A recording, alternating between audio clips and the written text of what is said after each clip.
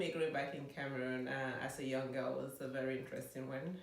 I grew up in a family of two brothers and three sisters, so altogether six children.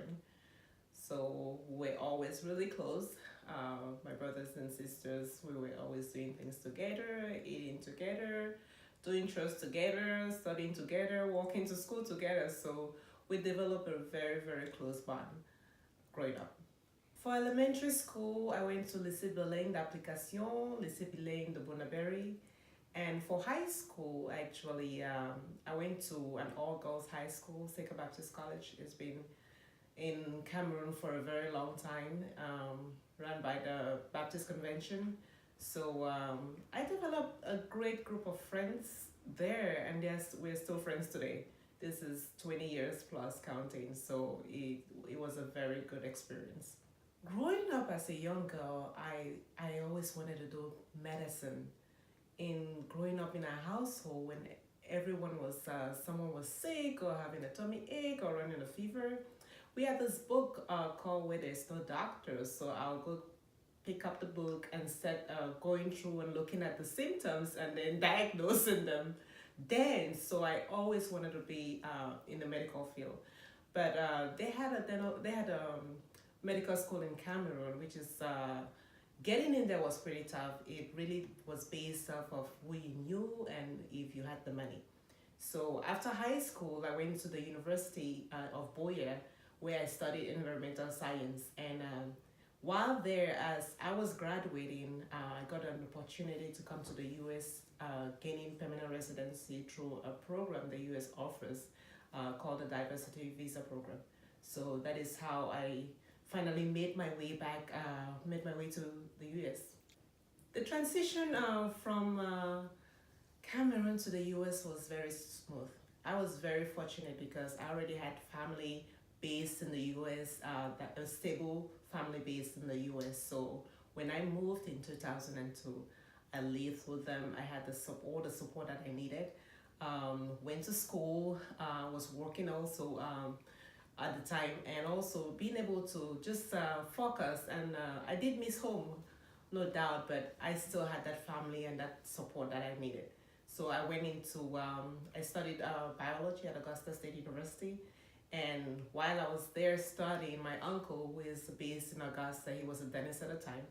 So I worked at his practice part-time and went to school full-time. And being there at the practice, that's where I developed all the interest into dentistry. I later on applied to dental school and I got accepted. I went to dental school at Nova Southeastern University. As a dentist right now, when I graduated, I immediately went into private practice. I worked as an associate for 2 years. And later on, I moved into a different practice setting. This is more like a public health setting. And where I work right now, and I've been there, this is 6 years, it's going on 6 years. It is a practice that cares a lot to the underserved population. So that has been my passion, being able to give back, and I really, really love my job. So it allows me to be able to perform services at a dentist. It allows me to be a mom, to be a wife, and allows me to just do everything God has called me to do. So it's been a very great experience. Yes, we have three little ones. Well, not little ones really. We have a 5-year-old, a 6-year-old, and Abigail is 17.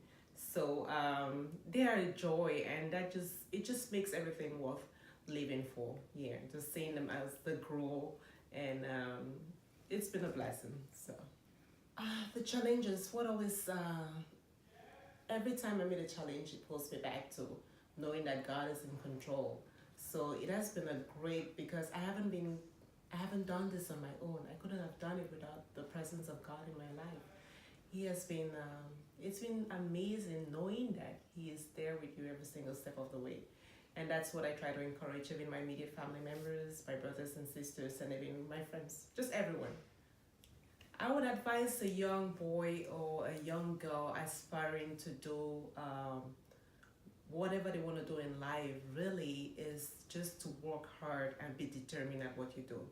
Just give it 100%. So working hard, being determined, and setting your priorities right. The two books I would like to that I read or I would advise anyone to read at this point is first book is the Bible. It contains everything that you need in life for daily living, really. And the second book by a famous author, John Maxwell. The title of the one I'm currently reading now is called Today Matters, and I read it a long time ago, very many years ago, and I'm going back to read everything again. So those are the two books. Thank you.